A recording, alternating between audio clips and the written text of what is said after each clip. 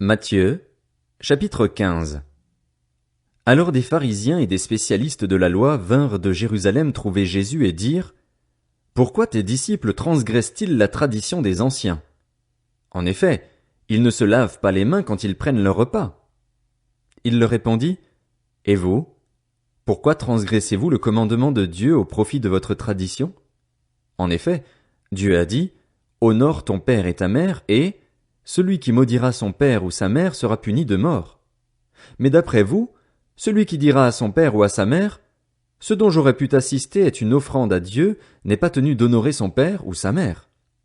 Vous annulez ainsi la parole de Dieu au profit de votre tradition. Hypocrite! Ésaïe a bien prophétisé sur vous, quand il a dit: Ce peuple prétend s'approcher de moi et m'honore des lèvres, mais son cœur est éloigné de moi. C'est faussement qu'il m'honore en donnant des enseignements qui sont des commandements humains.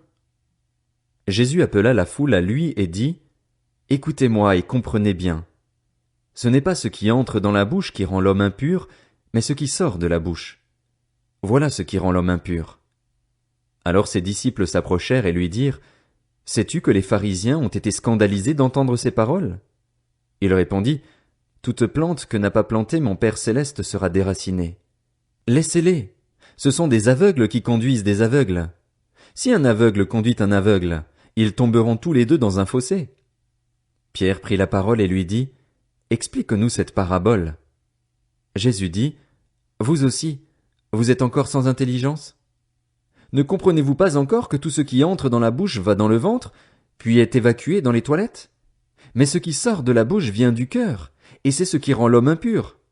En effet, c'est du cœur que viennent les mauvaises pensées, les meurtres, les adultères, l'immoralité sexuelle, les vols, les faux témoignages, les calomnies. Voilà ce qui rend l'homme impur. Mais manger sans s'être lavé les mains, cela ne rend pas l'homme impur. Et Jésus partit de là et se retira dans le territoire de Tyr et de Sidon. Alors une femme cananéenne qui venait de cette région lui cria: Aie pitié de moi, Seigneur, fils de David! Ma fille est cruellement tourmentée par un démon. Il ne lui répondit pas un mot. Ses disciples s'approchèrent et lui demandèrent: Renvoie-la, car elle crie derrière nous.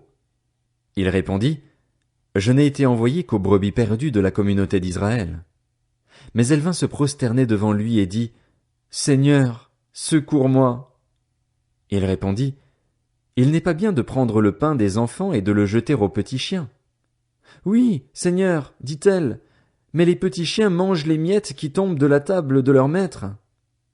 Alors Jésus lui dit: Femme, ta foi est grande, sois traitée conformément à ton désir.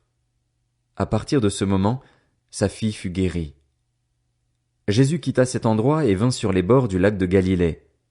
Il monta sur la montagne et s'y assit. Une grande foule s'approcha de lui. Il y avait parmi eux des boiteux, des aveugles, des muets, des estropiés et beaucoup d'autres malades. On les amena aux pieds de Jésus et il les guérit, de sorte que la foule était émerveillée de voir les muets parler, les estropiés être guéris, les boiteux marcher, les aveugles voir, et elle célébrait la gloire du Dieu d'Israël. Jésus appela ses disciples et leur dit: Je suis rempli de compassion pour cette foule, car voilà 3 jours qu'ils sont près de moi et ils n'ont rien à manger. Je ne veux pas les renvoyer à jeun, de peur que les forces ne leur manquent en chemin. Les disciples lui dirent: Comment nous procurer dans cet endroit désert assez de pain pour rassasier une si grande foule?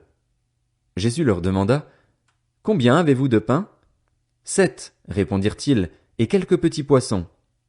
Alors il fit asseoir la foule par terre, prit les 7 pains et les poissons et, après avoir remercié Dieu, il les rompit et les donna à ses disciples, qui les distribuèrent à la foule.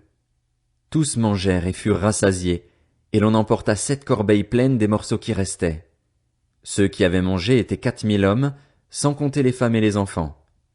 Ensuite, il renvoya la foule, monta dans la barque et se rendit dans la région de Magdala.